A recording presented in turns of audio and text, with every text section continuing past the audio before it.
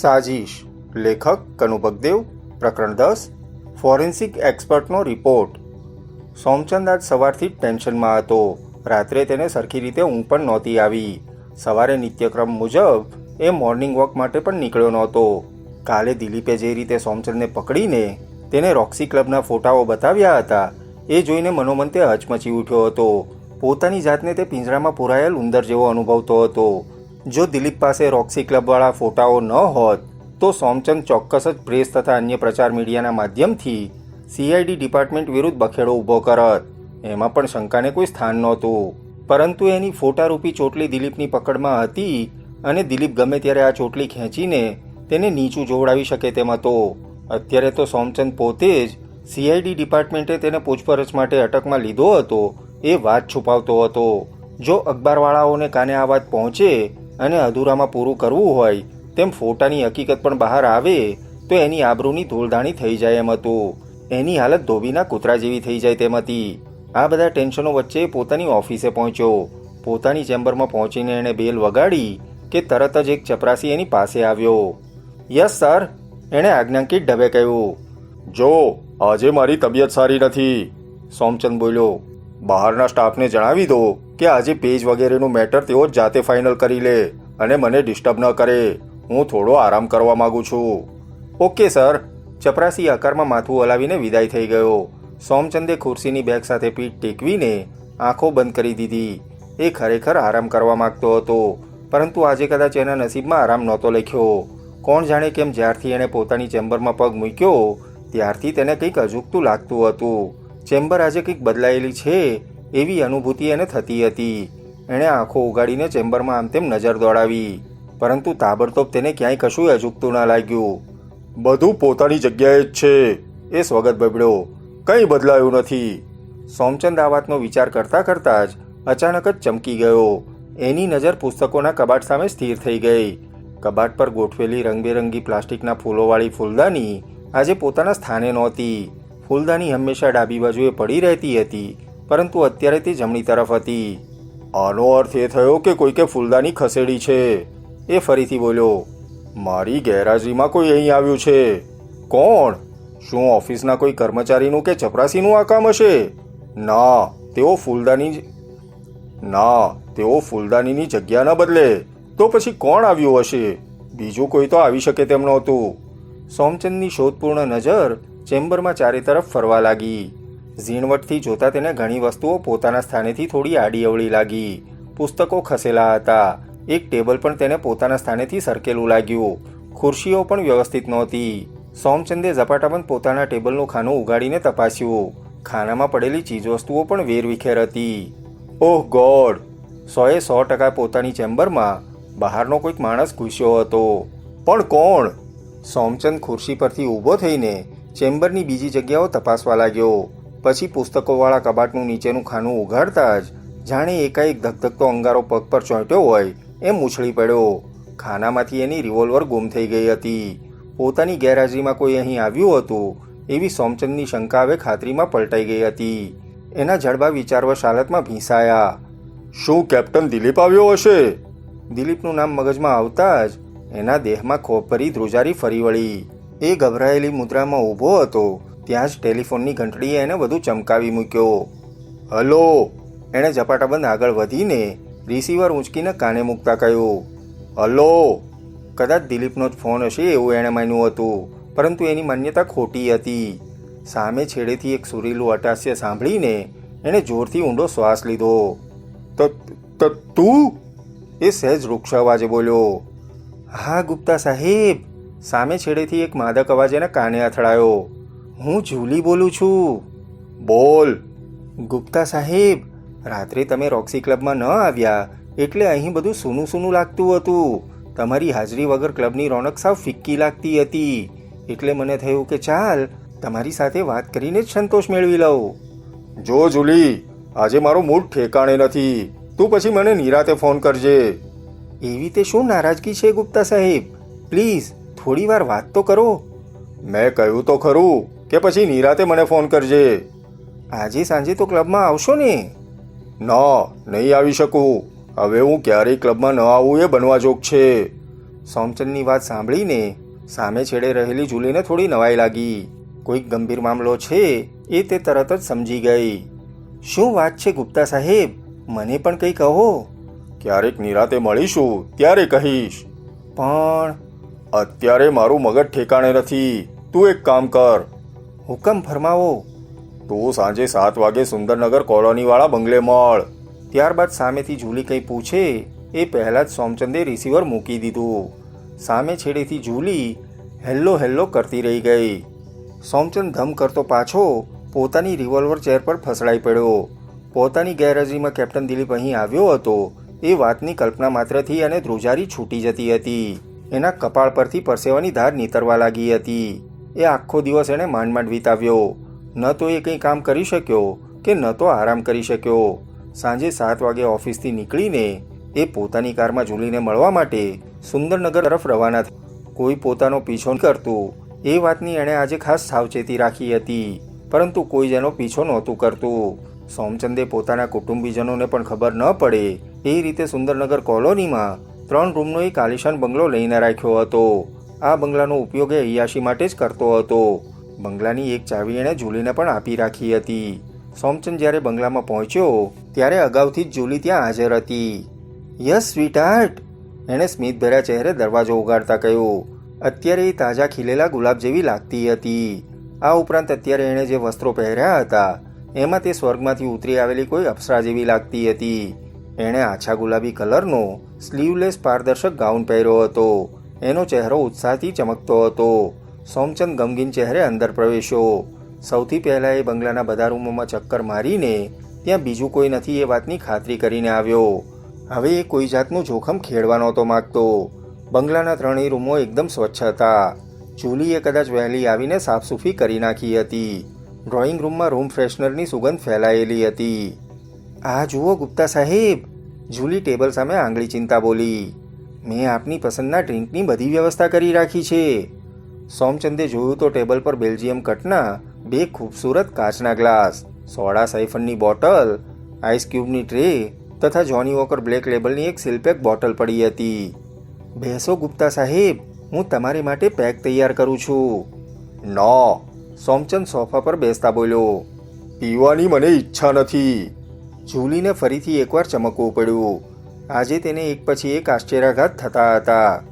શું વાત છે ગુપ્તા સાહેબ, આજે તમારો મૂડ વધુ પડતો બગડેલો લાગે છે. અગાઉ તો ક્યારેય તમે ડ્રિંકની ના નથી પાડી. આજે તમે કંઈક વધુ પડતા ચિંતા અને મૂંઝવણમાં લાગો છો. વાત જ કંઈ એવી છે. શું? સોમચંદે પોતાની અટકથી માંડીને રોક્સી ક્લબના ફોટાઓ સુધીની બધી વિગતો તેને કહી સંભળાવી. ઓહ ગોડ! જુલીની આંખો વિસ્ફરિત બની ગઈ. આટલી મોટી ધમાલ થઈ ગઈ અને કોઈને કંઈ ખબર પણ ન પડી. મેં જ બધું છુપાવ્યું છે. સોમચંદે એક ઊંડો શ્વાસ લેતા કહ્યું. જો મારા રોક્સી ક્લબમાં જઈને રંગરેલિયા મનાવવાની વાત જાહેર થઈ જશે તો હું કોઈને મોં બતાવવાને લાયક પણ નહીં રહું. સોમચંદની વાત સાંભળીને જુલીના ચહેરા પર પણ ગભરાટના હાવભાવ ઉપસી આવ્યા. એ પણ સોમચંદની બાજુમાં બેસી ગઈ. ગુપ્તા સાહેબ, એ ભયભીત અવાજે બોલી. જો કેપ્ટન દિલીપ આપણા બંનેના શરમજનક ફોટાઓ અન્ય અખબારવાળાઓને સોંપી દેશે તો શું થશે? ચિંતા ન કર, તારા કરતાં મને મારી આબરૂની વધુ પરવા છે. સોમચંદની વાત સાંભળીને જુલી ખડખડાટ હસી પડી. ઓહ ગુપ્તા સાહેબ! હસવાનું બંધ કરીને એ ગંભીર થતા બોલી ગઈ. તમારી સોબતમાં રહીને હું પણ મારી જાતને શરીફ સમજવા લાગી હતી. હું એક ક્લબમાં નોકરી કરતી કોલગર્લ છું તથા મારી કોઈ આબરૂ નથી એ વાત તો સાવ ભૂલી જ ગઈ હતી. મારી કોઈ આબરૂ જ નથી તો પછી શું લૂંટાવાનું હતું? ચાલો હવે થોડીવાર માટે બધું ભૂલીને રિલેક્સ થઈ જાઓ. હું હવે ક્યારેય રિલેક્સ થઈ શકીશ એવું મને લાગતું નથી. ગુપ્તા સાહેબ, સાચા અર્થમાં મારા જેવી સ્ત્રી જ કોઈ પુરુષને રિલેક્સ અને ટેન્શન મુક્ત કરી શકે છે. કોઈ પણ પુરુષની સામે જ્યારે શરાબ અને શબાબ હાજર હોય ત્યારે આપોઆપ જ પોતાના બધા દુઃખ દર્દ ભૂલી જાય છે. વાત પૂરી કરીને જુલી ફરીથી હસી. ત્યારબાદ એણે બેઠા બેઠા જ આગળ નમીને 2 પેક તૈયાર કર્યા. લો, એણે એક ગ્લાસ સોમચંદ સામે લંબાવતા કહ્યું. દવા સમજીને પી લો.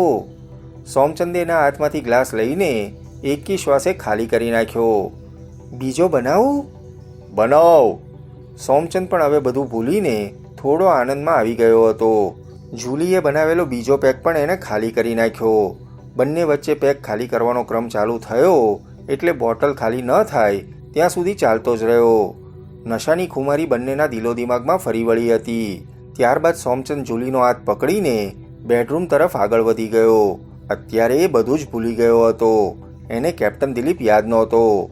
અજીત મર્ચન્ટના ખૂન કેસમાં પોતે ફસાઈ ગયો છે એ વાત યાદ નહોતી. એને રોક્સી ક્લબના અશ્લીલ ફોટાઓ યાદ નહોતા. એને પોતાની ચેમ્બર તથા ગુમ થઈ ગયેલી રિવોલ્વર યાદ નહોતી. અત્યારે આ પળે તેને માત્ર એક જ વસ્તુ યાદ હતી અને એ હતી જુલી. જુલીનું મતઝરતું યૌવન. જુલીના અનુપમ સૌંદર્યએ એના દિલોદિમાગ પર સંપૂર્ણ રીતે કબજો જમાવી દીધો હતો. દિલીપ, રજની, માલા અને ધીરજ અત્યારે સીઆઈડી હેડક્વાર્ટરના ફોરેન્સિક વિભાગમાં હતા. અત્યારે ત્યાં સોમચંદની ચેમ્બરમાંથી મળેલ રિવોલ્વર પરથી આંગળાની છાપ લેવાની કાર્યવાહી ચાલતી હતી. ડાર્ક રૂમમાં ગાઢ અંધારું છવાયેલું હતું. આંગળાની છાપ લેનાર એક નિષ્ણાત પ્રોફેસર પણ ત્યાં મોજૂદ હતો. પ્રોફેસરની ઉંમર આશરે 55 વર્ષ જેટલી હતી. એની આંખો પર નંબરવાળા ચશ્મા હતા. એના હાથમાં પાતળા રબરના હાથમોજા ચડાવેલા હતા. એની આજુબાજુમાં આંગળાની છાપ લેવા માટેના કેટલાય સાધનો પડ્યા હતા. અત્યારે કેમિકલ ભરેલી ટ્રેમાં 4 એક્સરે પડ્યા હતા અને ધીમે ધીમે ક્લિયર થતા જતા હતા. પ્રોફેસર સાહેબ, ખૂબ જ ચીવટથી આંગળાની છાપ લેજો, દિલીપ બોલ્યો. આ રિવોલ્વર પરથી મળનાર આંગળાની છાપ કેસ ઉકેલવામાં અમને ખૂબ જ મદદરૂપ થઈ શકે તેમ છે. મેં રિવોલ્વરના બધા ભાગના એક્સરે લઈ લીધા છે, પ્રોફેસરે કહ્યું. હવે બસ કઈ કઈ જગ્યાએથી આંગળાની છાપ મળે છે એટલું જ જોવાનું છે. ચારેય ચૂપ થઈ ગયા. ખરેખર તેમને માટે આ રોમાંચની પળો હતી. રહસ્યનો કયો દરવાજો ઉઘડવાનો છે એની કોઈને ખબર નહોતી. એ જ વખતે પ્રોફેસરે આગળ વધીને એક સ્વિચ દબાવી. વળતી જ પળે ડાર્ક રૂમમાં દુધિયા પ્રકાશ ફેલાઈ ગયો. એક્સરે ક્લિયર થઈ ગયા છે? દિલીપે પૂછ્યું. હા, પ્રોફેસરે એક એક કરીને ટ્રેમાંથી 4 એક્સરે કાઢ્યા અને તેને પાણીથી ધોઈને સાફ કર્યા. ત્યારબાદ એણે 4 એક્સરે અલગ અલગ પ્લેટોમાં ફિટ કર્યા પછી તેમની પાછળ રહેલી લાઇટ ચાલુ કરી. તરત જ 4 એક્સરે સફેદ પ્રકાશમાં ઝળહળી ઉઠ્યા. દિલીપ વગેરે આગળ નમીને ધ્યાનથી એક્સરેનું નિરીક્ષણ કરવા લાગ્યા. એક્સરેમાં રિવોલ્વરના જુદા જુદા ભાગ હવે સ્પષ્ટ રીતે દેખાતા હતા. પરંતુ એક્સરેનું નિરીક્ષણ કરતાં જ ચારેયના ચહેરા પર ઘોર નિરાશા ફરી વળી. મિસ્ટર દિલીપ, પ્રોફેસર હતાશ અવાજે બોલ્યો. ખૂની તમારી ગણતરી કરતાં પણ વધુ ચાલાક છે. એણે અગાઉથી જ રિવોલ્વર પરની આંગળાની છાપ ભૂંસી નાખી છે. અત્યારે રિવોલ્વર પર ક્યાંય એક ડાઘ પણ નથી. તેમણે જોયું તો પ્રોફેસરની વાત સાચી હતી. રિવોલ્વરના કોઈ ભાગ પર એક પણ આંગળાની છાપ નહોતી. મિસ્ટર દિલીપ, માલાએ ગંભીર અવાજે કહ્યું. શું આના પરથી જ પુરવાર નથી થઈ જતું કે આ જ રિવોલ્વર વડે અજીત મર્ચન્ટનું ખૂન કરવામાં આવ્યું છે? કેવી રીતે પુરવાર થાય છે? દિલીપે પ્રશ્નાર્થ નજરે માલા સામે જોયું. એટલા માટે કે જો આ રિવોલ્વર વડે કોઈ ખોટું કામ નથી થયું તો પછી સોમચંદે આ રિવોલ્વર લૂછીને રાખવાની શું જરૂર હતી? પરંતુ રિવોલ્વર એકદમ સાફ કરીને રાખવામાં આવી છે અને એના પર ક્યાંયથી સોમચંદના આંગળાની છાપ નથી મળી. એટલે સ્પષ્ટ છે કે આના વડે જ અજીત મર્ચન્ટનું ખૂન થયું છે. દિલીપના દિમાગમાં ખળભળાટ મચી ગયો. માલાના તર્કમાં વજન હતું. એની દલીલ સચોટ હતી. મિસ્ટર દિલીપ, માલા ફરીથી બોલી. આમે અપરાધશાસ્ત્રના અપરાધ મનોવિજ્ઞાન પ્રકરણમાં લખ્યું છે કે જ્યારે કોઈ માણસ જરૂર કરતાં વધારે સાવચેતી રાખવા માંડે ત્યારે એક કુશળ ઇન્વેસ્ટિગેટરે સમજી જવું જોઈએ કે એણે એટલે કે વધુ પડતી સાવચેતી રાખનારે ચોક્કસ જ કોઈ ખોટું કામ કર્યું છે. ઓહ, તો સોમચંદની સાવચેતી ભરી હિલચાલ ઉજાગર થવા લાગી છે. એટલે ચોક્કસ એણે કંઈ ખોટું કર્યું છે એમ તું કહેવા માંગે છે? હા, માલાએ હકારમાં માથું હલાવતા જવાબ આપ્યો. દિલીપ વિચારમાં પડી ગયો. સંજોગો વિકટ હતા. તમે ત્રણે એક કામ કરો, છેવટે કશું વિચારીને એ બોલ્યો. તમે લોકો મારી ચેમ્બરમાં બેસો, હું અંકલને મળીને આવું છું. ત્યારબાદ પ્રોફેસરનો આભાર માનીને તેઓ વિદાય થઈ ગયા. દિલીપ ત્યાંથી સીધો નાગપાલ પાસે પહોંચ્યો. નાગપાલ એ વખતે પોતાની ચેમ્બરમાં પાઇપના કસ ખેંચતો એક ફાઇલના પાના ઉથલાવતો હતો. આવ પુત્ર, એણે ફાઇલ બંધ કરીને એક તરફ મૂકતા કહ્યું. શું સમાચાર છે? જવાબમાં દિલીપે એને બધી વિગતો કહી સંભળાવી. તો અજીત મર્ચન્ટનું ખૂન સોમચંદે જ કર્યું છે એ વાતની તને પૂરી ખાતરી છે એમને? બધી વાત સાંભળ્યા પછી નાગપાલે ગંભીર અવાજે પૂછ્યું. હા, દિલીપ મક્કમ અવાજે બોલ્યો. એમાં તો શંકાને કોઈ સ્થાન જ નથી. હું દાવા સાથે કહું છું કે અજીત મર્ચન્ટના ખૂનમાં સોમચંદનો જ હાથ છે. નાગપાલના ગળામાંથી હુંકાર નીકળ્યો. દિલીપ, હું માનું છું ત્યાં સુધી સોમચંદની ધરપકડ કરવા માટે હજુ તારી પાસે પૂરતા પુરાવાઓ નથી. તમારી વાત બિલકુલ સાચી છે અંકલ. દિલીપ સહમતિ સૂચક ઢબે માથું હલાવતા બોલ્યો. અને એટલા માટે જ હું હવે સોમચંદના બંગલાની તલાશી લેવા માંગુ છું. અજીત મર્ચન્ટના ખૂનમાં એનો હાથ હોવાનું પુરવાર થાય એવા કોઈ પુરાવાઓ ચોક્કસ ત્યાંથી મળી આવશે, એની મને પૂરી ખાતરી છે. અને આને માટે તારે તલાશીનું સર્ચ વોરંટ જોઈએ છે એમને? હા. પણ ઘડીભર માટે માની લો કે તને બંગલાની તલાશી લીધા પછી કોઈ પુરાવો નહીં મળે તો? નાગપાલે એક એક શબ્દ પર ભાર મૂકતા પૂછ્યું. તો શું થયું? એ સંજોગોમાં આપણે બીજી કોઈક રીતે પુરાવાઓ મેળવવાનો પ્રયાસ કરીશું. એ તો બરોબર છે, પણ એક વાત તું ભૂલી જતો લાગે છે. કઈ વાત? જો બંગલાની તલાશી દરમિયાન આપણને કશું નહીં મળે તો સોમચંદ અખબારો તથા મીડિયાના માધ્યમથી આપણા ડિપાર્ટમેન્ટ વિરુદ્ધ જબરો હોબાળો મચાવશે. અહીં એક વાત તમે ભૂલી જાઓ છો અંકલ. દિલીપ આત્મવિશ્વાસથી ભરપૂર અવાજે બોલ્યો. સોમચંદની ચોટલી આપણી મુઠ્ઠીમાં છે. જ્યાં સુધી એના રોક્સી ક્લબવાળા પરાક્રમના ફોટાઓ આપણા કબજામાં છે ત્યાં સુધી સોમચંદ કોઈ પણ સંજોગોમાં આપણી વિરુદ્ધ પ્રેસ કે મીડિયામાં જવાની ભૂલ નહીં કરે. તેમ છતાંય તે કદાચ આવું કોઈ પગલું ભરશે તો ઉલટું એની પોતાની જ નાલોશી થશે. કોઈ પણ પગલું ભરતા પહેલા આગળ પાછળનો વિચાર કરવા જેટલી સમજદારી તો એનામાં છે જ. એ કંઈ મૂરખ કે અક્કલનો આંધળો નથી કે વગર વિચારે કોઈ પગલું ભરી બેસે. વેરી ગુડ, નાગપાલે પ્રશંસાભરી નજરે એની સામે જોતા કહ્યું. તારી બુદ્ધિને ખરેખર દાદ આપવી પડશે. હું હમણાં જ સોમચંદના બંગલાની તલાશી લેવા માટે સર્ચ વોરંટની વ્યવસ્થા કરું છું. વાત પૂરી કરીને ઊભો થયો. દિલીપે પણ તેનું અનુકરણ કર્યું.